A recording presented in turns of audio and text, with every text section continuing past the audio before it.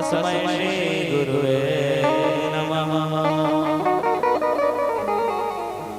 अखंड मंडलाकारं येन चराचरं तत्पदं दर्शितं येन तस्मै श्री गुरुवे नमः। सभी अपने अपने स्थान पर खड़े हो जाएं और प्रभु की पावन आरती का दर्शन करें।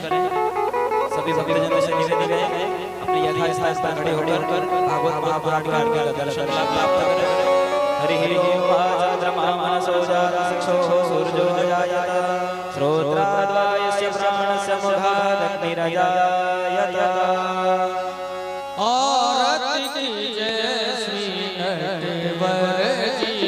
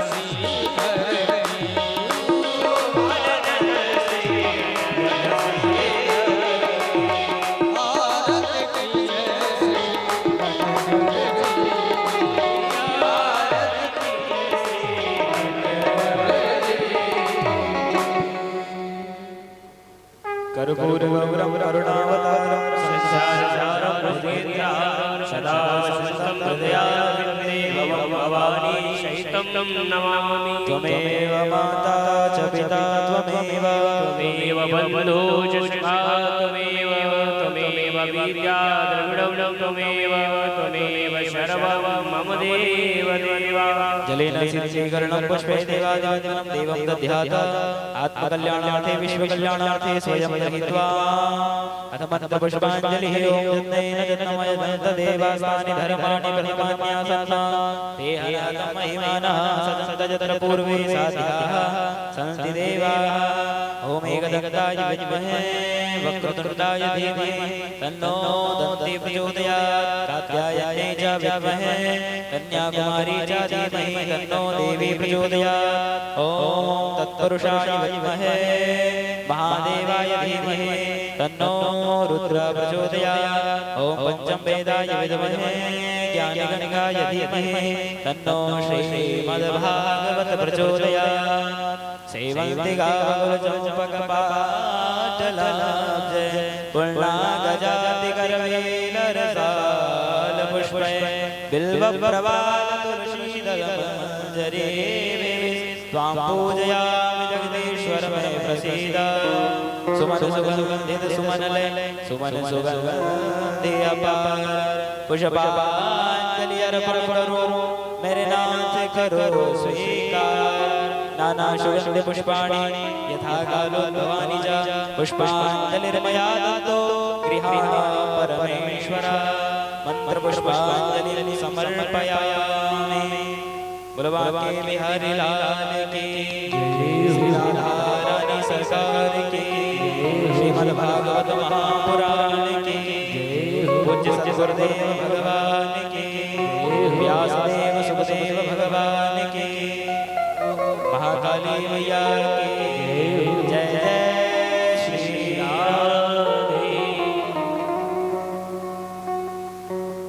राधे। सप्तदिवसीय भागवत महापुराण की ज्ञान गंगा का ये अमृतमय षष्ठम दिवस के प्रारंभिक द्वितीय पाली की कथा प्रारंभ हो रही है। आप सभी भक्तजनों से विनम्र अनुरोध है कथा को एकाग्र मन से आप श्रवण करें क्योंकि आप सभी को मेरे बिहारी जी ने चुना है। ये सप्तदिवसीय कथा जो है हर कोई श्रवण नहीं कर सकता है और आज कथा का षष्ठम दिवस हो रहा है। कई भक्त घर पे भी हैं, आप सभी श्रवण कर रहे हैं, आप सभी का परम सौभाग्य है। क्योंकि कहा किसी ने बड़ा सुंदर कहा है जगत जिसको जो चुना है वो लोग पालीवाल में जाकर बैठता है। जगत जिसको जो चुना है वो लोकसभा पालीवाल में जाकर बैठता है। परंतु मेरा भाग्य बिहारी जिसे चुनता है वो लोकसभा पालीवाल में नहीं, वो भागवत महापुराण के पंडाल में जाकर बैठता है। तो आप सभी को मेरे बिहारी ने चुना है तो आप ऐसा अवसर गवाएं ना। कई लोग सोचते हैं कल चलेंगे, अभी और बाकी है चलेंगे, तो उनके लिए कहना है इरादे रोज बनते हैं बनकर टूट जाते हैं। इरादे रोज बनते हैं बनकर टूट जाते हैं, पर कथा सत्संग में तो वही आते हैं जिन्हें मेरे बाके बिहारी बुलाते हैं, जिन्हें मेरे बाके बिहारी। तो आप सभी का आज परम सौभाग्य है और शेष एक दिन की कथा और बची है। तो आप सभी विनम्र एकाग्र मन से आप यहाँ श्रवण करें। पूज्य दीदी जी से मैं अनुरोध करूंगा कि आप अपनी अमृतमयी वाणी को श्रवण कराकर सभी भक्तजनों को कृतार्थ करें। पूज्य दीदी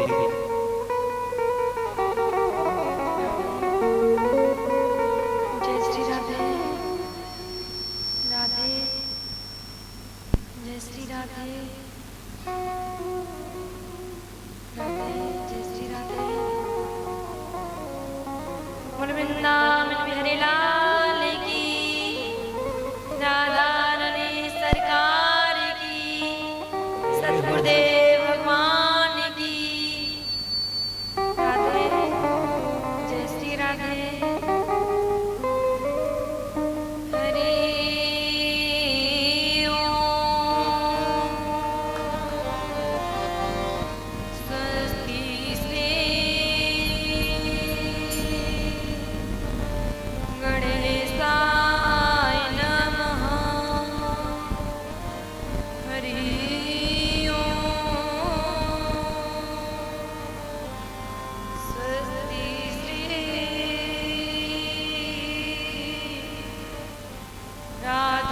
कृष्ण चरण कमलेभ्यो नमः। हरि ओम। स्वस्ति श्री गुरुचरण कमलेभ्यो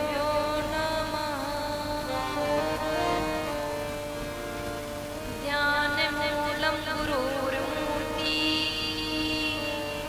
पूजामूलं गुरुर्पदम्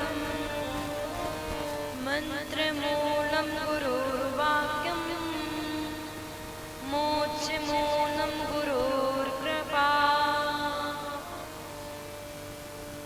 लम्बोदरं परमसुन्दरमेकदन्तं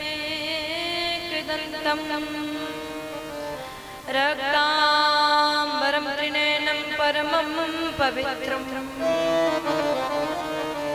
उद्य दिवाकर निभोजलकायकान्तं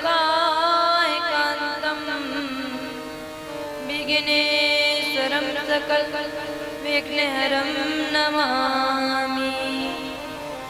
गवां तीर्थे बसती है गंगा कोष्ठी तथा तंत्र जसी प्रवद्धा लक्ष्मी करी से प्रणतो च धर्मस्य तासां प्रणामं सततं च कुर्यात्। नारायणं नमस्कृत्यं नरं चैव नरोत्तमं देवीं सरस्वतीं व्यासं ततो जयमुदीरये। राधा भक्तिरहिर्ज्ञानं काव्यां याच समन्विता तां श्रीभगवतीं गाथां वन्दे युगलरूपिणी। जय जय श्री राधा रमण जय जय नवल किशोर जय गोपी चित चोर प्रभु जय जय माखन चोर। राधे मेरी कामिनी मेरा देखो दास जन्म जन्म मोह दीजियो श्री वृंदावन को वास। बुद्धहीन तनु जान के सुमिरो पवन कुमार बल बुद्धि विद्या देहु मोहि हरहु कलेश विकार। जड़ चेतन जग जीव जगत सकल राम में जान। वंदो सबके पद कमल सदा जोर जुग पान। श्री राम मैं सब जग जानी करऊं प्रणाम जोर जुग पानी। करऊं प्रणाम जोर जुग पानी। वृंदावन बिहारी लाल की राधा रानी सरकार की सतगुरुदेव भगवान की आज के आनंद की उमापति महादेव की काली मैया की कुशेश्वरनाथ महादेव की भक्त और भगवान की जय जय श्री राधे श्याम निताई गौर हरि बोल।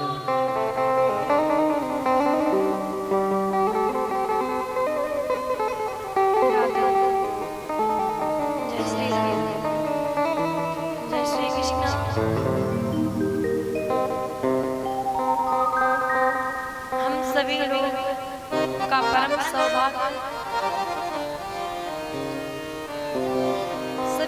भक्तजन, सभी भगवत प्रेमी श्रोतागण, आज ठाकुर जी की पावनमयी दिव्यमयी कथा षष्ठम दिवस की श्रवण करेंगे।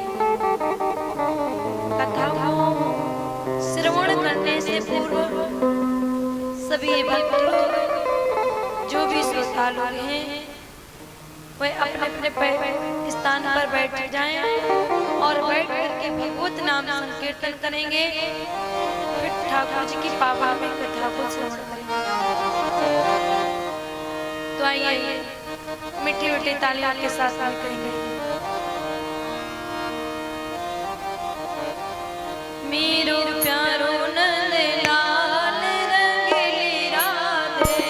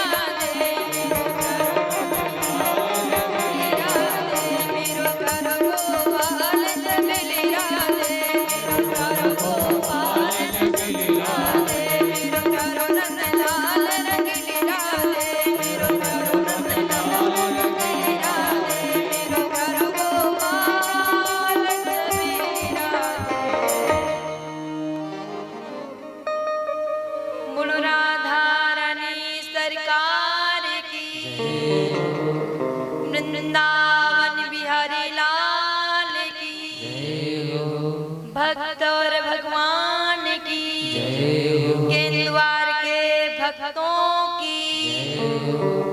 देखो भगवान की जय बोले तो कोई के हाथ नहीं उठते, और यहाँ के भक्तों की बोल गई तो देखो कैसे हाथ उठा लिए। पता है कि हमारी जयकारा लग रहा तो हम अपने अपने तो हाथ उठाई ले ना। अरे जैसे अपने उठाए उससे ज्यादा उठाओ बिहारी जी के लिए जोरदार से बोलो वृंदावन बिहारी लाल की, राधा रानी सरकार की। तभी आएगा। अपने में भी उठाओ और लाला वाले में भी उठाओ। असली आनंद तभी आने वाला है। तो आइए, भगवत प्रेमी भक्तों से निवेदन है, जिसको जिस जगह स्थान मिले वह आकर के शांति के साथ में अपना स्थान ग्रहण करिए और भगवत पंडाल में आप अपना बहुत कीमती समय निकाल करके, बहुत बहुमूल्य समय निकाल करके भगवत पंडाल में आए हैं। तो सभी भगवत प्रेमियों से निवेदन है कि आप आपस में बातें नहीं करें, क्योंकि आप आपस में बातें करेंगे तो फिर हमें डिस्टर्ब होगा कथा में, और दूसरे भी भक्तों को कथा में मन नहीं लगेगा। उसके पाप के भागीदार आप लोग ही बनेंगे। इसलिए भक्तों से निवेदन, बातें नहीं करें वो। राधे, जय श्री राधे, जय श्री कृष्णा। परम परात्पर अखिलेश्वर अकारण करुणा वरुणालय भक्त वांछा कल्पतरु तनिंदित विनिंदित पीतांबरधारी श्री बालकृष्णलाल जी के चरणों में बारंबार प्रणाम। परम आराध्य लाडली श्री विश्वानंदिनी किशोरी राधा रानी जी के चरणों में बारंबार प्रणाम। जो भी भक्त लोग, श्रोता लोग यहाँ विराजमान हैं, सभी भक्तों के हृदय में विराजमान श्री ठाकुर जी के चरणों में बारंबार प्रणाम। सभी भक्तों को व्यासपीठ से प्रेम भरा जय जय श्री राधे, जय जय श्री राधे, जय जय श्री राधे श्याम। राधे, जय श्री राधे।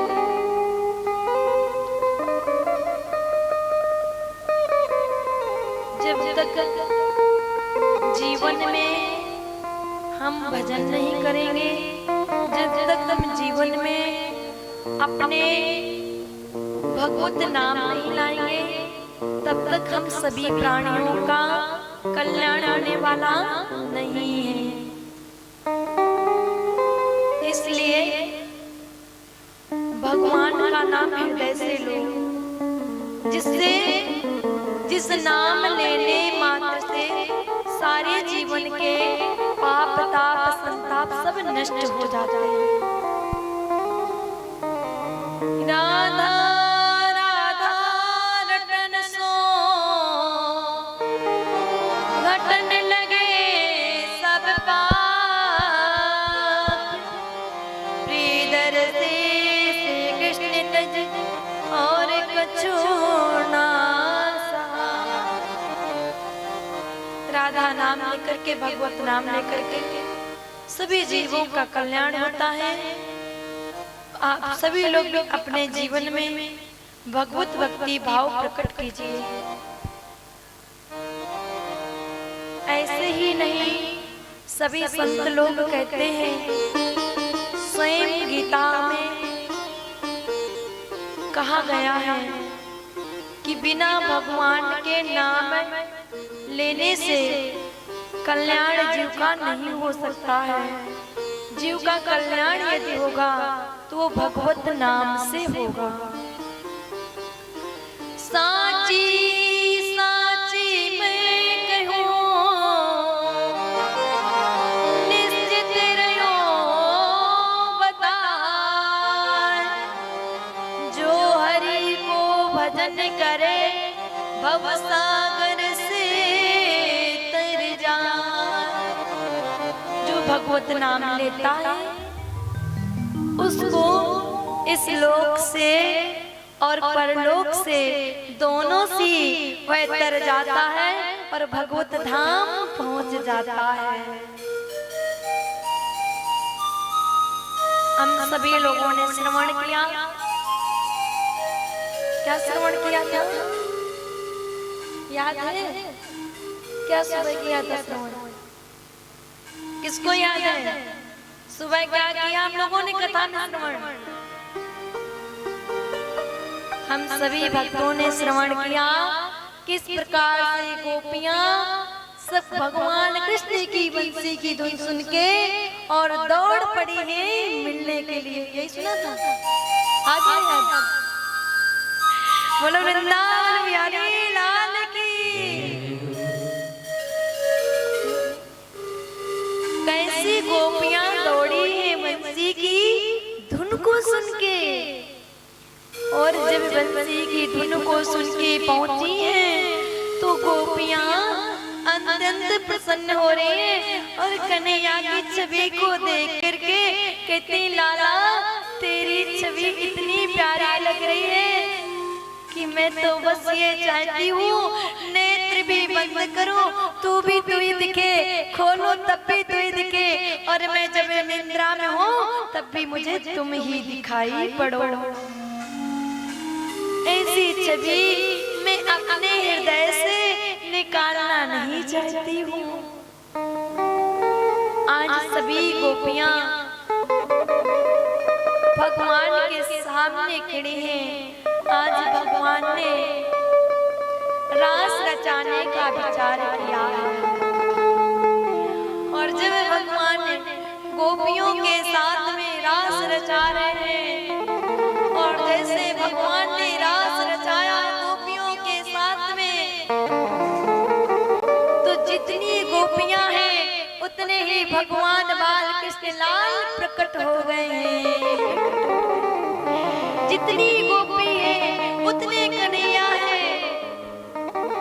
और यमुना जी के किनारे मधुवन में रास रचा रहे हैं मेरे वृंदावन बिहारी रास सरकार में सम्मिलित हैं।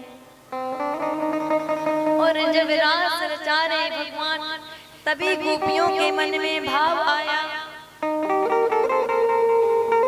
अरे ये कन्हैया तो मुझे वैसे प्रेम करते हैं जैसे मेरे पति मुझसे प्रेम करते थे। भगवान ने कहा अच्छा तुम मुझे अब उस भाव में तौल रही हो अपने पतियों के बराबर। गोपियों के मन में अभिमान प्रकट हुआ। जैसे अभिमान आया तो भगवान गोपियों के बीच से अंतर ध्यान हो गए। तभी गोपियां बहुत व्याकुल हो करके श्री ठाकुर जी के लिए रोने लगी। जब ठाकुर जी के लिए व्याकुल होकर के रो रही थी, राधा रानी ने कहा अरे कन्हैया क्या कोई भी कार्य मेरे बगैर नहीं होता, सभी गोपियों के बगैर रास रच सकता है परंतु मेरे बगैर रास नहीं रचेगा। तभी भगवान राधा रानी के बीच से भी अंतर ध्यान हो गए। गोपियों को व्याकुल होते हुए श्री वृंदावन बिहारी लाल ने देखा तो भक्तों पता है भगवान तुरंत गोपियों के बीच में प्रकट हो जाते हैं और प्रकट होके भगवान गोपियों के साथ में रास रचा रहे हैं। तो जब भगवान गोपियों के साथ में रास रचाते हैं तो उस रास में भोलेनाथ भी जाना चाहते हैं। आप लोगों को सम्मिलित होना है रास में। भोलेनाथ जा रहे हैं रास में। भोलेनाथ का मन है मैं भी उस रास में जाऊंगा जिस रास में सभी गोपियां गई हैं। मैया पार्वती भी बड़ा सुंदर से सज धज करके रास में पहुंची है।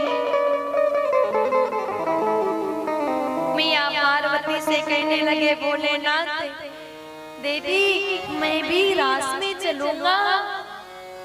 मैया ने कहा अरे स्वामी वहाँ कोई पुरुष नहीं है, कान्हा के सिवा कोई पुरुष नहीं है, फिर मैं कैसे ले जाऊं? वहाँ तो सभी गोपी है गोपी।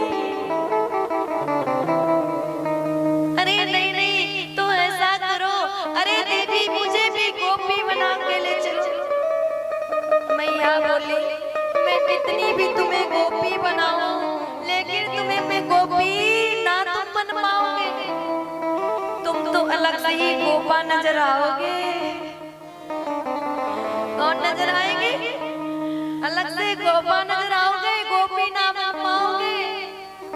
भोलेनाथ बोले देवी जैसा तुमने सुंदर सा अपना गजड़ा लगाया है जुड़ा, ऐसा सुंदर मेरी जटाओं का भी बना दो सुंदर जुड़ा। कैसी सुंदर सी कैसी प्यारी सी साड़ी पहन रखी, ऐसी साड़ी मुझे भी पहनाओ, मैं भी घूंघट मारूंगा, मैं भी तैयार होके अपने रास बिहारी सरकार के रास में जाऊंगा, रास में जाऊंगा।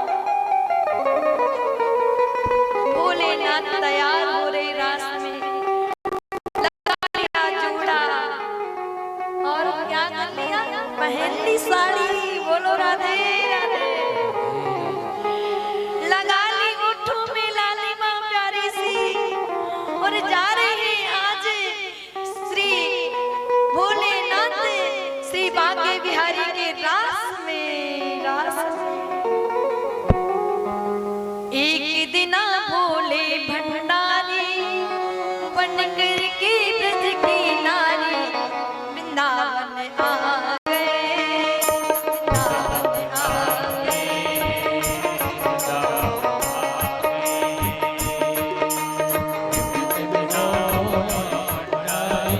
ऐसे आना नहीं आना, ध्यान दया प्यार लाने जाए।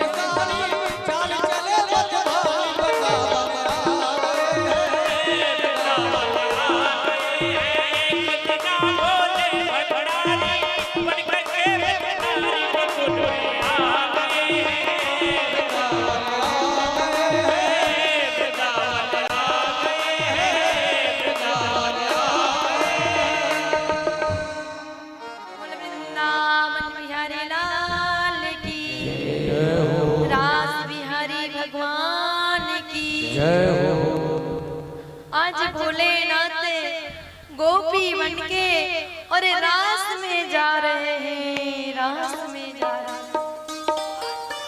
और जब भोलेनाथ गोपी बनके रास में पहुंचे हैं तो भगवान श्री कृष्ण अपनी बंसी को बजा रहे हैं।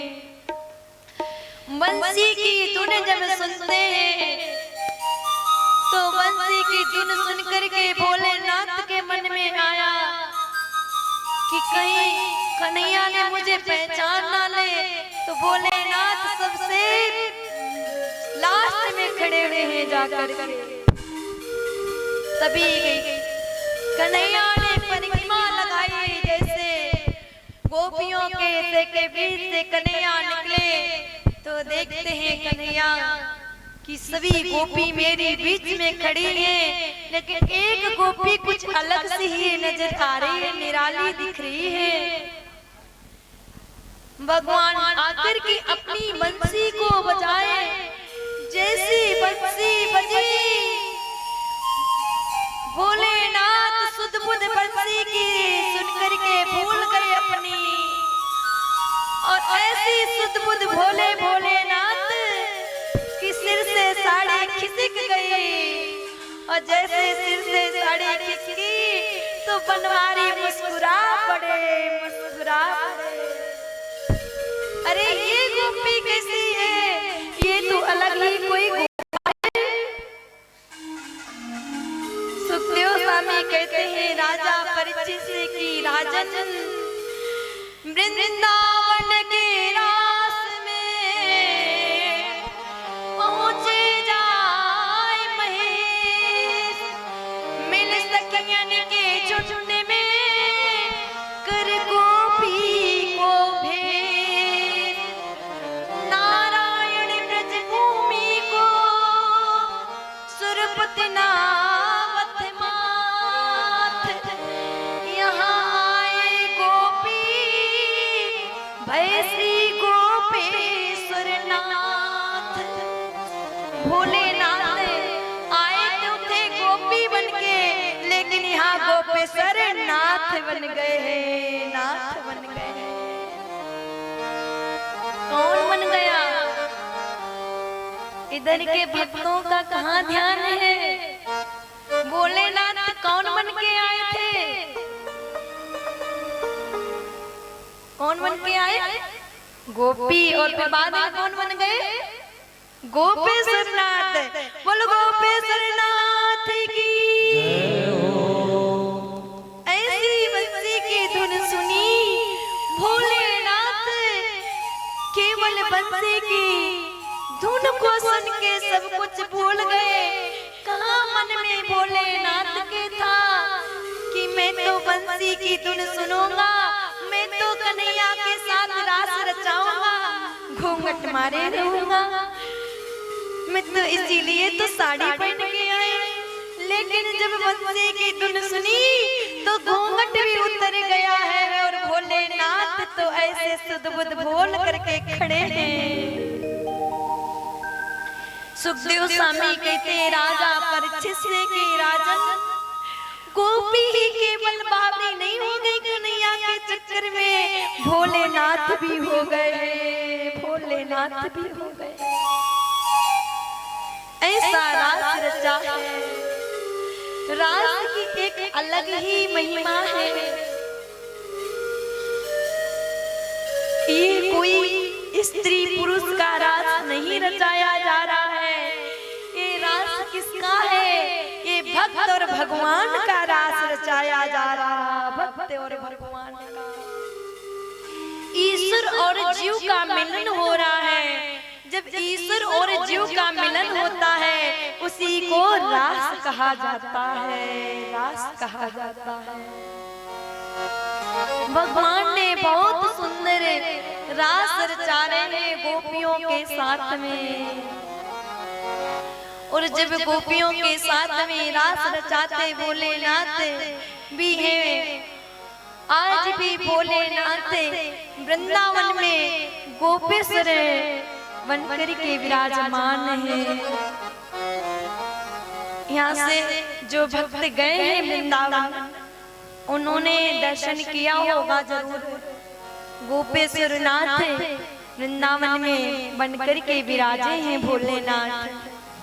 आप सभी के बीच में कुछ ही क्षणवाद बहुत सुंदर सी झांकी आने वाली है। मूल वृंदावन बिहारी लाल की, राधा रानी सरकार की। रास रचा रहे भगवान, गोपियों के मन में अभिमान हुआ, तभी भगवान वहां से अंतर ध्यान हो गए। तभी गोपी यहाँ अत्यंत व्याकुल होकर के रुदन करने लगी। गोपियां अपने प्राणनाथ नाथ को, अपने स्वामी को पुकारने लगी, याद करने लगी, हे गोविंद, हे कन्हैया, तेरे सिवा मेरा कौन है जो तुम मेरे बीच से चले गए हो। मैं तुम्हारे बगैर जी नहीं पाऊंगी। कोई कोई होता है ना, जब ज्यादा दुखी होता है तो कोई दुख से रोता है और अपनी बात भी कहता जाता है। गोपियां व्याकुल हैं, दुखी हैं। दुखी होकर के गोपियों ने एक बहुत सुंदर गीत गाया है, जिस गीत को कार्तिक मास में अधिकतर भक्त लोग गाते हैं। गोपियों ने एक गीत गाया, जिस गीत का नाम क्या है? गोपी गीत। बोलो राधे राधे। गोपियों ने एक गीत गाया, गोपी गीत, जिसका नाम पड़ा जयते तेधिकम जन्मना व्रजा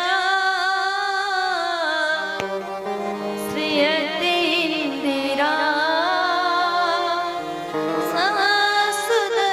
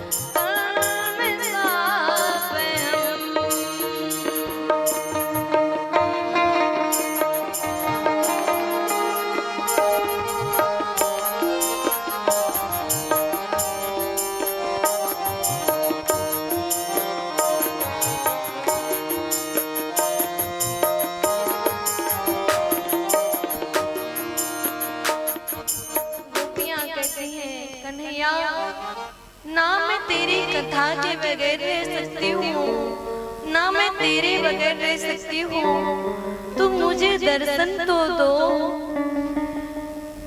तेरे चरणों की बगैर सेवा किए हुए भी मैं नहीं रह सकती हूँ।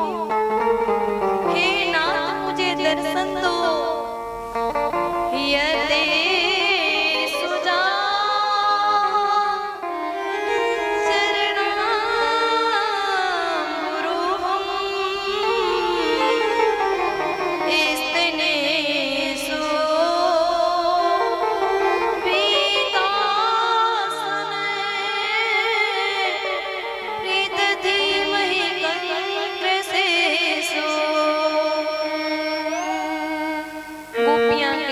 कन्या, तुम ही तो मेरे प्राण धन हो। तुम क्या सोच रहे हो कि तुम्हारी गोपियां तुम्हारे बगैर रह लेंगी?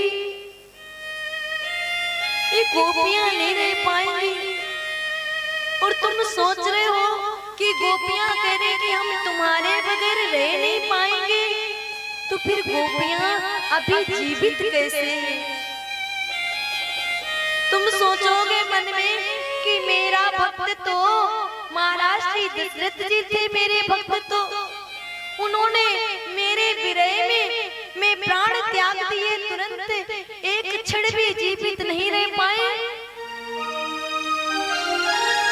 तो हे नाथ, मैया सीता भी बहुत व्याकुल हो रही थी जब आपसे अलग थी, लेकिन मैया सीता प्राणों को तो त्यागना चाहती थी, लेकिन आपका नाम पहरा दे रहा था, जिससे मैया सीता अपने प्राणों को त्याग नहीं पा रही थी। तो हे नाथ, वही आपका नाम, आपकी कथा मुझ मेरे साथ में है, वही मुझे मेरे प्राण नहीं त्यागने दे रही है। गोपियों के भाव को श्री ठाकुर जी ने जब सुना तो गोपियों को अधिक व्याकुल देखा, तो श्री वृंदावन बिहारी लाल गोपियों के बीच में प्रकट हो गए। और जैसे गोपियों के बीच में श्री वृंदावन बिहारी लाल प्रकट हुए, तो आज गोपियों के बीच में श्री वृंदावन बिहारी लाल रास रचा रहे हैं, फिर वैसे ही लीला करते हैं। सुखदेव स्वामी कहते हैं राजा परीक्षित से कि राजन, इधर भगवान तो बंसी बजा रहे हैं गोपियों के बीच में, क्या कर रहे हैं? बंसी बजा रहे हैं गोपियों के बीच में, और गोपियों के बीच में कन्हैया तो बंसी बजा रहे। श्री देव ऋषि नारद जी को बड़ी चिंता हुई, अरे ये कन्हैया तो बंसी ही बजाता रहेगा, और जब ये बंसी ही बजाता रहेगा तो महाराज पापी कंस का कैसे उद्धार होगा? ये तो अपनी बंसी ही बजा रहा है, ये तो गोपियों के बीच में ही मगन है, कुछ तो लीला रचनी हो गई। और जब भगवान को कुछ लीला रचनी होती है तो क्या करते हैं?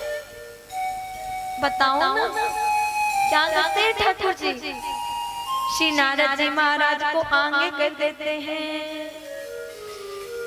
श्री नारद जी महाराज अपनी बीड़ा को उठा करके और कहाँ पहुंच गए हैं? कंस के द्वार पहुंच गए हैं। कंस के द्वार, कंस के द्वार पहुंच करके बोले, तुम्हें कुछ पता है क्या? अरे तुम्हें ये नहीं पता, वो जो नंद बाबा का लाला है वो कोई नंद का लाला नहीं है, वो कोई यशोदा का लाला नहीं है। तो कंस ने कहा तो क्या है वो? अरे तुम्हें नहीं मालूम, ना वो नंद का लाला है ना वो यशोदा का लाला है, वो तुम्हारे शत्रु का, वो तो देवकी वसुदेव का लाला है, देवकी वसुदेव का लाला है। जैसे इतनी बात कही, कंस का दिमाग खराब हुआ, कंस क्रोध में आया, क्रोध से नेत्र लाल हो गए, तिल मिला उठा अपने सिंहासन से। मैं अपने माता पिता को भी नहीं छोड़ूंगा, मैं देवकी वसुदेव को भी नहीं छोड़ूंगा। नारद जी महाराज ने कहा, एक बात सुनो, जोश में मत आओ, जोश में रहोगे तो सब बिगड़ जाएगा, इसलिए होश से काम कीजिए, होश से काम करोगे तो अपने शत्रु को मार पाओगे, जोश में रहोगे तो कुछ नहीं कर पाओगे।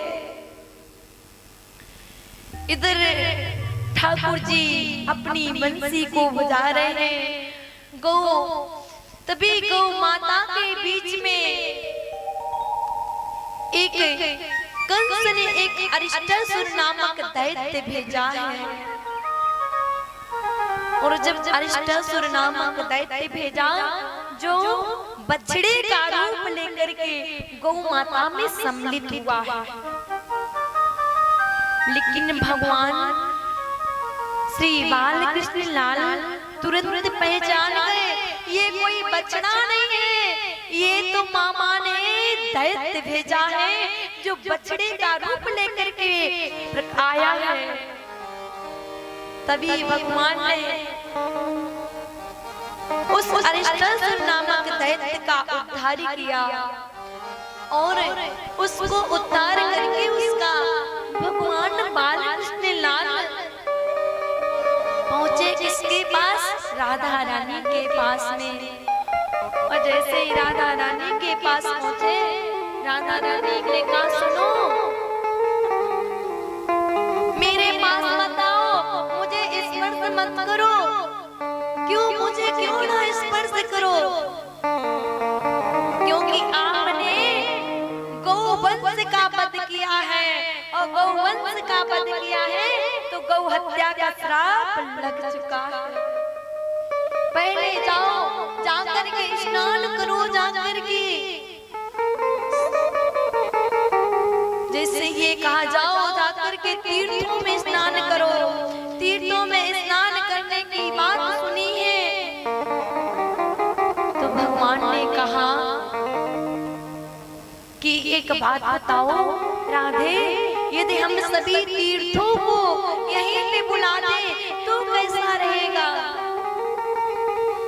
राधा रानी बोली, हम कोई तीर्थ नहीं आएंगे। नहीं राधे, आ जाएंगे। उसी समय भगवान बालकृष्ण लाल ने तीर्थों का आह्वान किया है। जैसे तीर्थों का आह्वान किया, अपनी बंसी से भगवान ने खोदना प्रारंभ किया और तीर्थों का आह्वान किया, तो सभी तीर्थ आ गए हैं, सभी तीर्थों का जल आ गया। जिसको भगवान ने जिस जगह को खोदा उसका नाम कृष्ण कुंड पड़ा। और जब भगवान ने सभी तीर्थों का आह्वान कर लिया, उसी समय राधा रानी की सखियां बोली, अरे राधे, कन्हैया ने देखो अपनी बंसी से खोदा है और देखो सारे तीर्थों को आह्वान कर लिया, तुम भी कुछ करो। तभी राधा रानी ने अपने कंगन को उतारा, उतार करके कंगन से खोदना प्रारंभ किया। राधा रानी ने सभी तीर्थों का आह्वान किया पर कोई तीर्थ नहीं आए। तभी भगवान ने खेल खेल में अपने कुंड से उस कुंड में जल प्रवाहित किया, जिस कुंड का नाम पड़ा राधा कुंड। जो भगवान बालकृष्ण लाल ने कुंड को खोदा, उस कुंड का नाम है कृष्ण कुंड, और जो राधा रानी ने उसका राधा कुंड नाम पड़ा। बोलो राधा कुंड की। तभी भगवान ने वरदान दिया कि जो भी भक्त राधा कुंड में आकर के स्नान करेगा, उस भक्त को जिसको संतान ना हो, वो भक्त दोनों पति पत्नी यदि इस राधा कुंड में स्नान करेंगे तो दोनों को संतान प्राप्ति होगी, ऐसा वरदान दिया। इधर महाराज कंस तो अनंत क्रोध में है, इतने क्रोध में है कंस कि कंस के ने मन में विचार किया मैं करूं तो करूंगा। तभी नारद जी महाराज ने कहा कि तुम ऐसा करो कि जब तुम ऐसे व्यक्ति को भेजो जो वो तुम्हारा भी हो और नंद बाबा का भी हो, तभी वो कृष्ण और बलराम यहाँ आ सकते हैं। कंस ने कहा मैं ऐसा क्या करूं? तभी देव ऋषि नारद जी ने कहा एक काम करो, आपके यहाँ ये जो धनुष है, इस धनुष का आयोजन रखो और कृष्ण और बलराम को निमंत्रण भेजो। धनुष यज्ञ का मेला रखा गया। इधर कंस ने देव ऋषि नारद जी महाराज तो चले जाते हैं, इधर देव ऋषि नारद जी महाराज चले गए। अब कंस ने तभी अक्रूर जी महाराज को बुलाया। अक्रूर जी महाराज को बुलाया तो अक्रूर जी महाराज मन ही मन घबरा रहे हैं। अक्रूर जी महाराज मन में विचार करते हैं कि मैं क्या करूं। अरे वो पापी कंस ने मुझे यदि बुलाया है तो कुछ ना कुछ अवश्य गड़बड़ है, कुछ दाल में काला जरूर है। अक्रूर जी महाराज डरते डरते पहुंचे और जब डरते डरते पहुंचे हैं अक्रूर जी महाराज तो पता है कंस ने अपने बराबर सिंहासन पर बैठाया है। अक्रूर जी महाराज और घबराए। अब कोई शत्रु हो और वो शत्रु अगर बराबर सम्मान देने लगे तो समझ लेना कुछ दाल में काला है। शत्रु कभी बराबर सम्मान नहीं देता, दे रहा तो कोई ना कोई चाल जरूर है।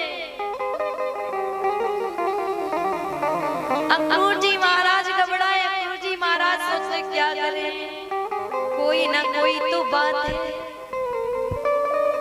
शत्रु जल्दी झुकता नहीं है, वो झुकता कब है जब उसका कुछ स्वार्थ होता है। बिल्ली झुक जाए तो जान लो दूध गया, शत्रु झुक जाए तो जान लो कुछ गड़बड़ होने वाला है।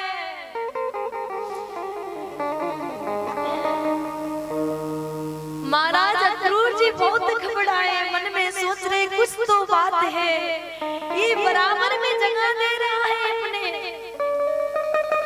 अक्रूर जी महाराज ने कहा महाराज कंस से आपने मुझे किस कारण से बुलाया है, महाराज क्या आज्ञा है? कंस ने कहा महाराज अक्रूर कृष्ण बलराम तुम्हारे भतीजे हैं और मैंने सुना है कि कृष्ण बलराम बहुत बड़े पहलवान हैं, उनका नाम बहुत सुनने में आता है। तो मेरी इच्छा है कि इस मैदान में मैं दो हाथ कृष्ण और बलराम के भी देखना चाहता हूँ। क्या करना चाहता हूँ? कृष्ण बलराम की मैं कुश्ती देखना चाहता हूँ। दो हाथ इस मैदान में हो तो मैं देखूं कैसे कृष्ण बलराम करते हैं कुश्ती। मेरी अधिक इच्छा है, लेकिन उनको लेकर के तो तुम ही आ सकते हैं। बहुत बड़ा धनुष यज्ञ का मेला रख रहा हूँ। अक्रूर जी महाराज ने कहा जो महाराज आज्ञा कंस से तो कह दिया, लेकिन अक्रूर जी महाराज मन ही मन बहुत घबरा रहे हैं। मन ही मन वो बहुत चिंतित हो रहे हैं। अब अक्रूर जी महाराज चलते हैं, घर की तरफ चले। मन में विचार किया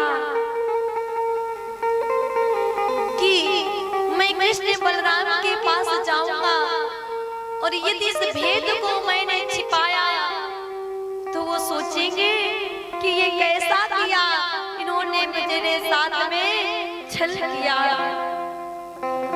श्री अक्रूर जी महाराज पूरी रात्रि भर बड़े चिंतित रहे। सारी रात्रि बीत हो गई, बहुत चिंता में रहे। अब भक्तों प्रातः काल हुआ। जब प्रातः काल होता है तब भक्तों श्री अक्रूर जी महाराज रथ पर सवार होकर के और चल रहे हैं। लेकिन रथ पर तो अक्रूर जी महाराज बैठ गए हैं, लेकिन रथ को हाँका नहीं है, रथ को चलाया नहीं। सुखदेव स्वामी कहते राजा परीक्षित से कि राजन सुबह से शाम हो गई है, परंतु रथ अभी वृंदावन नहीं पहुंच पाया है। तो क्या वृंदावन की और मथुरा की इतनी दूरी हो गई है? वृंदावन की मथुरा की इतनी दूरी हो गई कि जो सुबह से चलेंगे और शाम तक पहुंच नहीं पाएंगे। अरे कोई पैदल भी चलेगा ना तो 2 घंटे में वृंदावन से मथुरा पहुंच जाएगा। दूरी कितनी है? 10 किलोमीटर की दूरी है। फिर सुबह से शाम हो गई, क्यों नहीं पहुंचे? फिर सुबह से शाम हो गई, क्यों नहीं पहुंचे?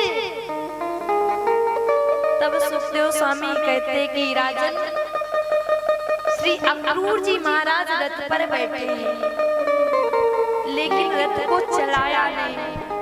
आप कितने भी 4 व्हीलर में बैठ जाओ, उसको चलाओगे नहीं तो क्या पहुंच जाएगी? नहीं पहुंचेगी। एक दिन नहीं, आप 1 साल बैठे रहो, जीवन भर बैठे रहो, वो नहीं चलने वाली। अक्रूर जी महाराज बड़े चिंतित हो गए, रथ में सवार हो गए, परंतु रथ को हाँका नहीं, तो फिर कैसे पहुंच जाते? सायंकाल हुई तब अक्रूर जी महाराज को ख्याल आया।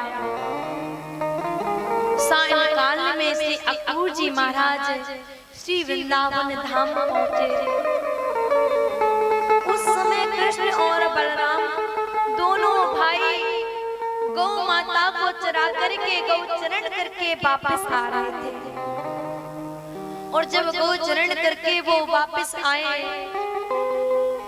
तो जब गौचरण करके वापस आते हैं तो पता है कृष्ण बलराम ने देखा कि चाचा आए हैं, तो तुरंत कहने लगे चाचा चाचा चाचा। अब चाचा चाचा कह करके कृष्ण और बलराम दौड़ पड़े हैं। बोल वृंदावन बिहारी लाल की, राधा रानी सरकार की।